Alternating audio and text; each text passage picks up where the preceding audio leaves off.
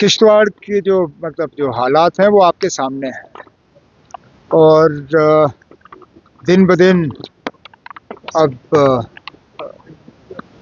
ये तो अब हम मान के चलें कि जो लोग लापता हैं कोई 70 के आसपास, उनको अब जिंदा खोज के निकालना अब लगभग नामुमकिन बन रहा है। अब इन हालात में हमारी कोशिश रहेगी कि जितने ज़्यादा लोगों के हम डेड बॉडीज़ रिट्रीव करके कम से कम उनके घर वालों को दे सकें ताकि वो सही तरीके से उनके अंतिम संस्कार जो हैं वो कर सकें, ये हमारी कोशिश रहेगी। उसके बाद जो वहाँ पे लोकल लेवल पे हमें उनकी मदद करनी होगी, उन्होंने 3-4 चीज़ें जब मैं वहाँ पे गया था मेरे सामने रखे, उन पे हम गौर कर रहे हैं, जितना हमसे हो सकेगा हम कर लेंगे। वो तो ग्लेशियल लेक्स जो हैं उनके बर्स्ट, उनके जो फटने की जो खतरा, उनका जो खतरा रहता है उसको कम करने के लिए। लेकिन अभी तक जो खबरें हमें आ रही हैं, जो किश्तवाड़ में हुआ वो ग्लेशियल लेक फटने से नहीं हुआ, वो बादल फटने से हुआ है।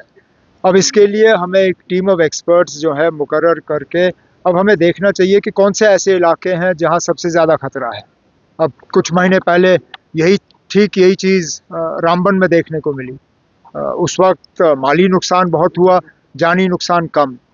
इस बार जानी नुकसान बहुत हुआ क्योंकि ऊपर वाले का करना ये था कि वहाँ से यात्रा चल रही थी तो यहाँ से बादल फटा। लेकिन इस तरह के हालात दोबारा ना बने, या अगर बन भी जाते हैं तो नुकसान कम हो, उसके लिए हुकूमत के तरफ से क्या क्या कदम उठाए जा सकते हैं, इसके लिए अब हमें कुछ एक्सपर्ट्स मुकर्रर करके उनकी एक रिपोर्ट उनसे मांगनी होगी। वो तो तालीम से लेके था। हम चाहते हैं कि हम अपने बच्चियों को बेहतर से बेहतर तालीम फराहम करें। हम जानते हैं कि तालीम में कुछ खामियां हैं, कुछ कमज़ोरियां हैं, चाहे वो इंफ्रास्ट्रक्चर को लेके हो, चाहे दूर दराज इलाकों में टीचरों की कमी है, और जो नया इंफ्रास्ट्रक्चर आया है उस नए इंफ्रास्ट्रक्चर को किस तरह इस्तेमाल किया जा सकता है। जो बजट में हमने कुछ ऐलान किए थे मॉडर्न क्लासरूम्स के और K-12 स्कूल्स के, उसके बारे में तो ये वन डे वर्कशॉप है। मैंने तो इनसे यही कहा हुआ है कि ये अगर 10 चीज़ें एक रोड मैप के तहत 10 हमें अपनी सिफारिशें दें तो उस पर हम अमल कर लें।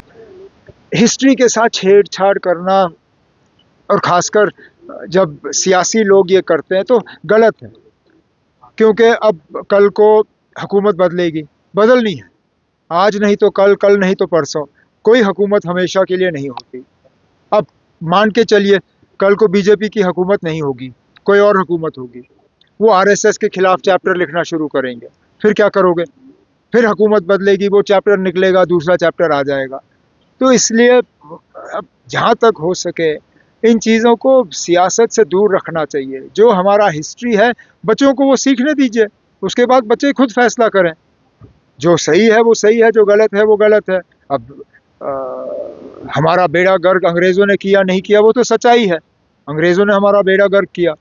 क्या उस वक्त हिंदुस्तान के 2 हिस्से करने की मांग नहीं आई, लेकिन जो सच्चाई है वो रख लीजिए।